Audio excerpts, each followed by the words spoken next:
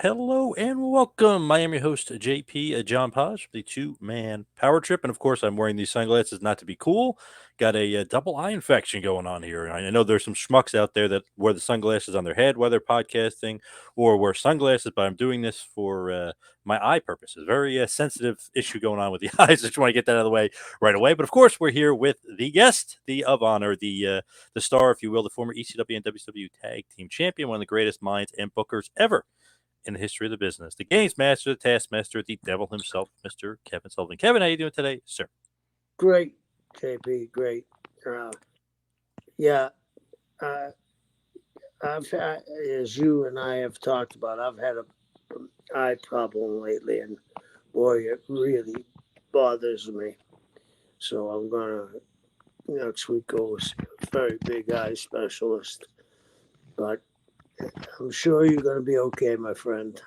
Yes, yes. Hopefully, quicker than later, sooner rather than later. Hopefully, Yeah, but I know you've probably been spiked in the eye by Mark Lewin or somebody. I mean, I'm sure there was some damage. Benoit. I mean, somebody probably got you. that's what absolutely happened. I did get spiked in the eye by mistake. The guy came with a spike, and he went to spike the my opponent, missed me and hit me in the eye, and that hurt like hell. Well, who was But the opponent? the opponent was a guy that Brutus knew. That was this is years ago, about 8 years ago. That did those podcasts, not podcasts, you know, toy toy conventions, and he had Brutus got him a job, and he had a partner, and the partner went to stab me and missed him and got me. So wasn't happy at all. Wow, damn. Who was your partner? Your partner was Brutus. No, I was in a single matches. Oh, They put us all in. There was Greg Valentine and Nikolai Volkov and a host of other guys. I think Michael Hayes was there and a few other guys, but it didn't work out for the best for me. what year was this? 8 years ago. Wow, so you still hanging and banging that at that time. Wow. Yeah, yeah, yeah.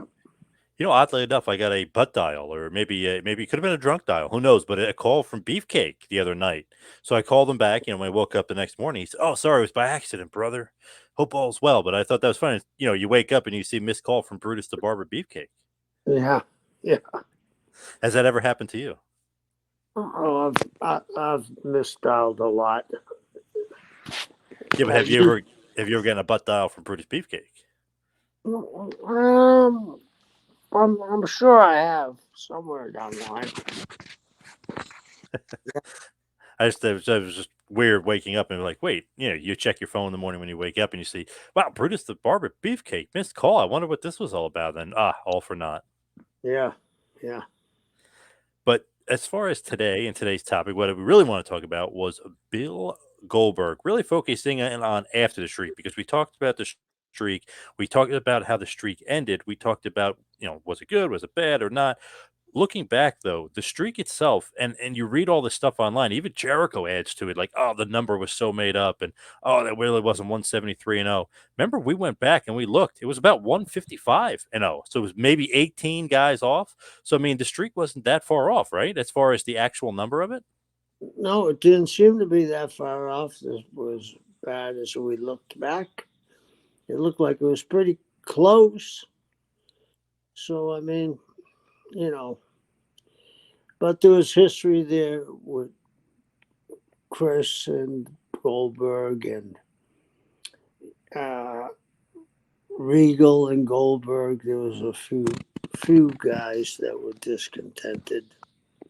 You Why? think a little bit of professional jealousy, maybe this guy's getting a big push, and those guys have been around the world and back. Sure, sure. Yeah. when you look at the Goldberg streak, like we said, so many people, and even still to this day, will hang on that it was exaggerated, even though you could literally look it up. I mean, if you go to many different sites, they always have the match listings, and you just got to be able to do some math and add it up. I believe it was either 155 or 156 and 0. So it wasn't that illegitimate as far as 173. Okay, it's pro wrestling, you exaggerate a little. Wasn't that far off. It wasn't that far off of Mike Tyson's numbers. Even though Mike Tyson actually fought guys, they were nowhere near being, well, unless the guy had a machine gun to beat Tyson. Tomato cans. Yeah, it wouldn't have happened. When you look at Goldberg, is that the idea, Tyson? Yeah, I mean, yeah.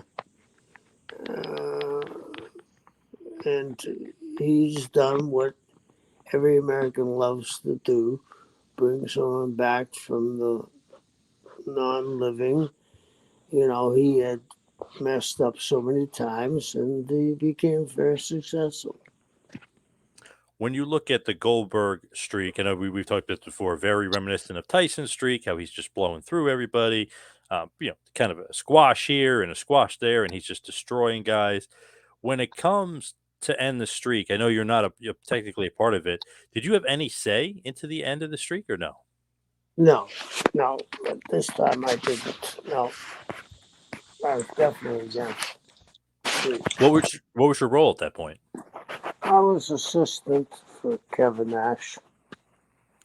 So did you tell Nash like, that's not the way to do it, brother, or Yeah, no? yeah. I gave my word. Kevin and I are close.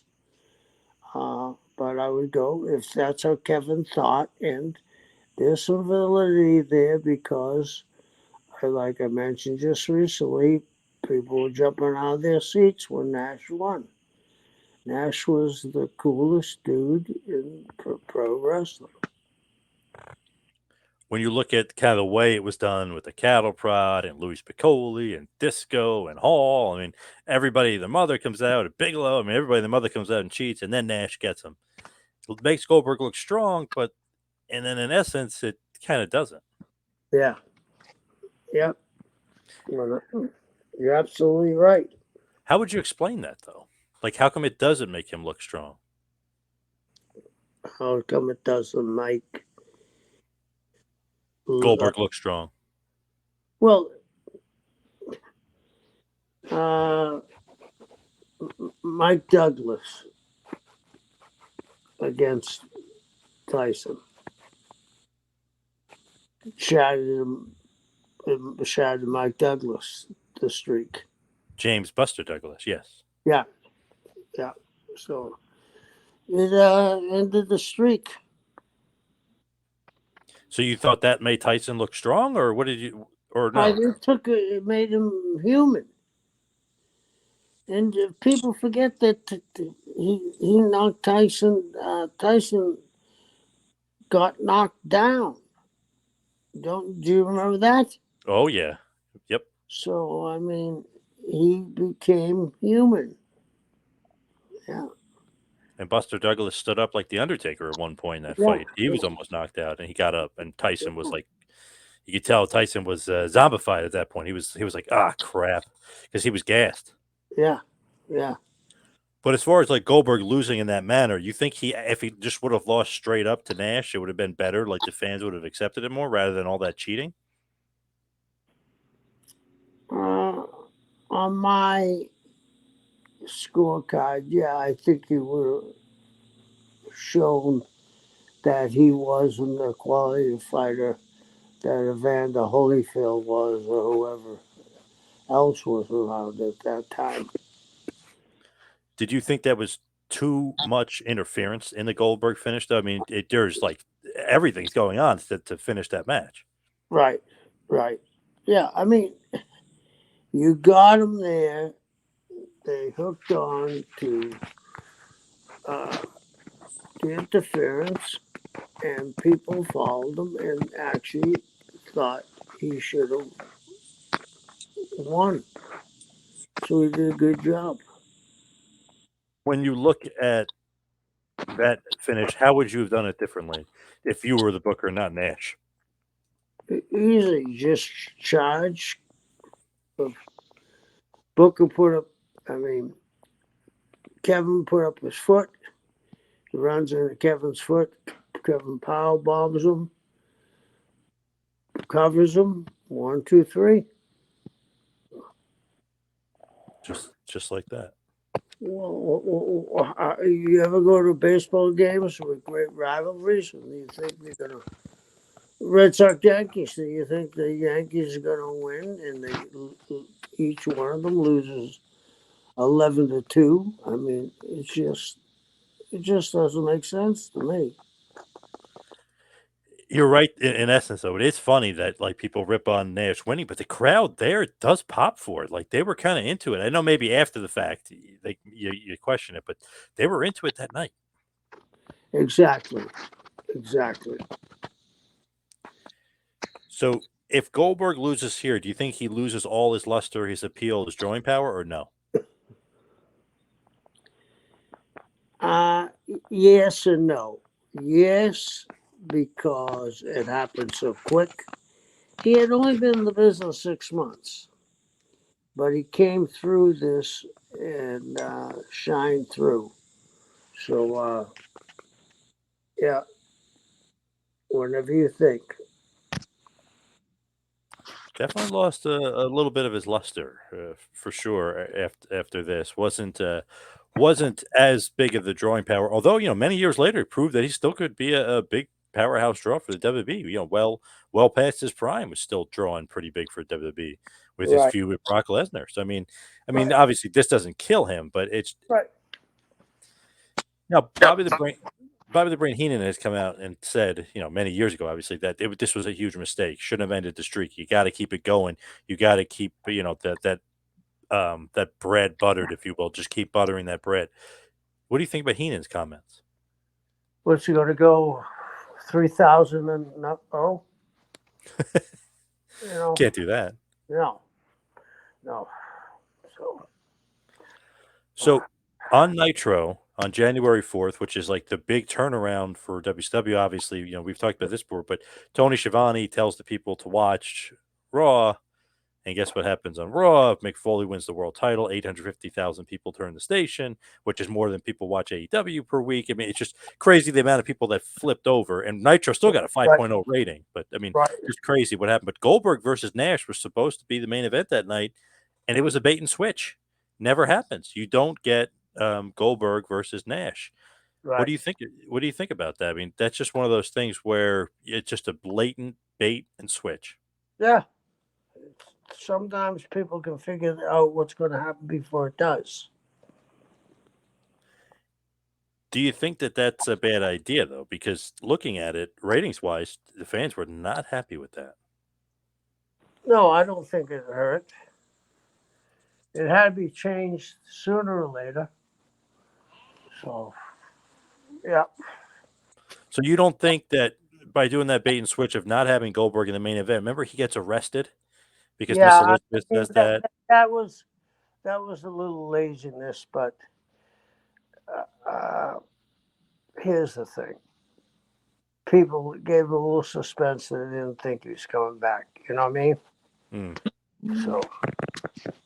So then, of course, Hogan versus Nash is the main event, and the finger poke of doom happens, which I know you hate, the finger poke of doom. Yeah, and that wasn't Nash's fault. That was Hulk's fault. That's what he wanted. He wanted the belt back. So it's crazy if you actually look at like the ratings 5.0, 5.0. I mean, it stays pretty consistent 4.7, 5.7.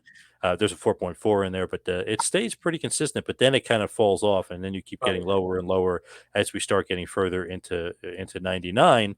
Right. But it's just interesting to think that I think that the stink of the Hogan with the finger poke of doom, I just know that left a bad taste in a lot of fans' mouths. I know. Hey, JP, I got to take my wife to catch this ferry. Can we restart it later on? Yeah. Yep. Tomorrow? Yeah. Just let me know when. Okay. I told you about her knee replacement, right? Yeah. Yep. Yeah, and she's panicking like me about getting there on time. Oh, okay. Yeah. We'll reconvene. Let me know. Yep. Okay, thanks. Bye. Yep.